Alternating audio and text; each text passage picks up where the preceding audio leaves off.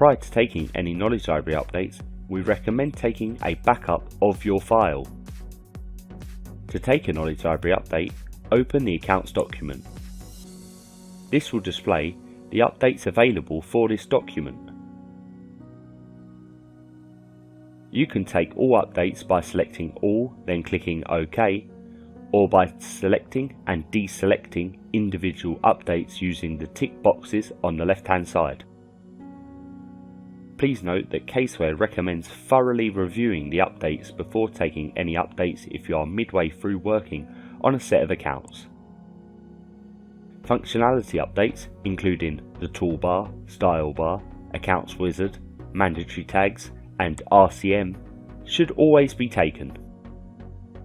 Updates will also be available on the wizard and the cash flow document.